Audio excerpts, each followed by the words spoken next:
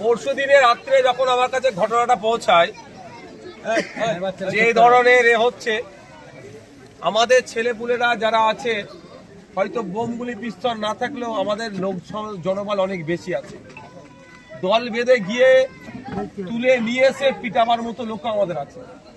এরা প্রস্তুতি নিয়েছিল, কিন্তু আমরা বারণ করে দিয়েছি আমরা হিংসায় যাব না। কিন্তু কতদিন ধরে এই ধরনের চলবে? এটার একটা বন্ধ হওয়া দরকার।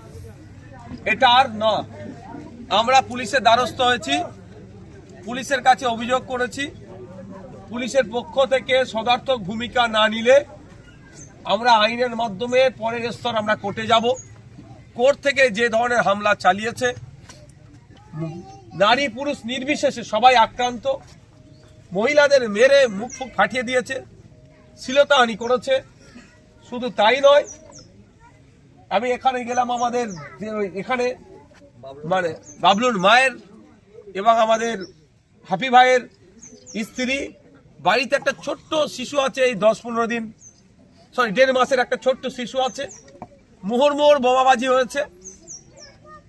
ছেলেগুলো বাড়িতে একাধিক বাচ্চা আছে, মহিলা আছে। প্রশাসন যদি মনে করে যে এটা চলতে থাকবে, আইএসএফ এগুলো চুপ করে মেনে নেবে, এগুলো ভুল হচ্ছে। প্রশাসনকে আমরা সম্মান দিই, আমরা দেখব প্রশাসন কি ব্যবস্থা গ্রহণ করছে। অন্যথায় কিন্তু আমরা গণতান্ত্রিক প্রক্রিয়ায় দ্বিতীয় যে ব্যবস্থা গ্রহণের দরকার সেটাতে আমরা হাঁটব। মারতে মারতে কথাও বলেছে যে অভিষেক ব্যানার্জি নাকি তাদের বলে দিয়েছে, কথা বলেছে। তাহলে এর দায়িত্বভার তাহলে কি অভিষেক ব্যানার্জি নেবেন? নিশ্চিতভাবে অভিষেক বাবুর কাছে ভিডিওটা পৌঁছাবে। যদি এই ধরনের কর্মকাণ্ড আগামী দিনে করে, তাহলে কিন্তু এর জবাব আমরা নিশ্চিতভাবে কোন কোন ভাষায় দিতে হয় গণতান্ত্রিক প্রক্রিয়াতে আমরা কিন্তু ভালো জানি, আমরা কিন্তু দিয়ে দেবো, এটা বলে রাখছি।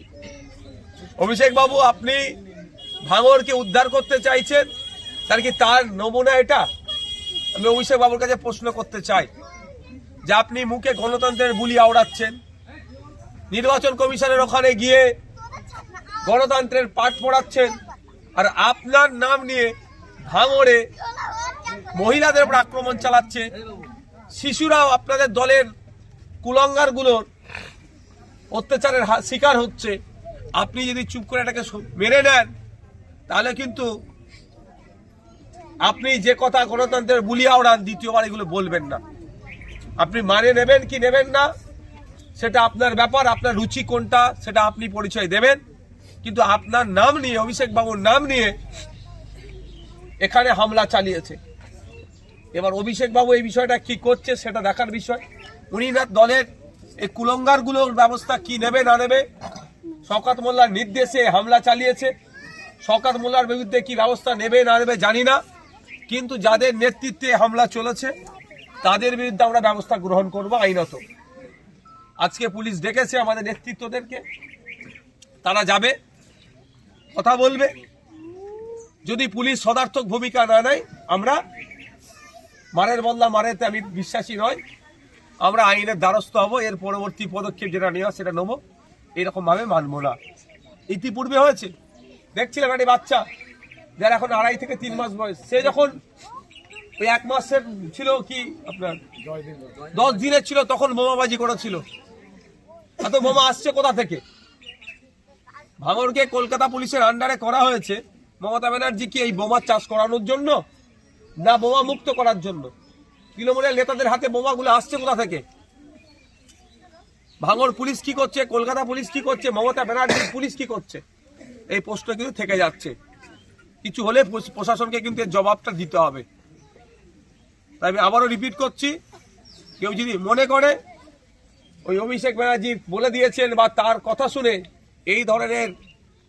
এই ধরনের নোংরামি করবেন, এতটুকু শুধু বলতে চাই, সবের একটা শেষ আছে, সবের একটা শেষ আছে। আজকে যে নিচে আছে কালকে এসে উপরে উঠবেই, সময় পরিবর্তন হবেই। এবার এটাকে যে যেমন ভাবে ব্যাখ্যা করবেন করে নিন, দেখার দরকার নেই।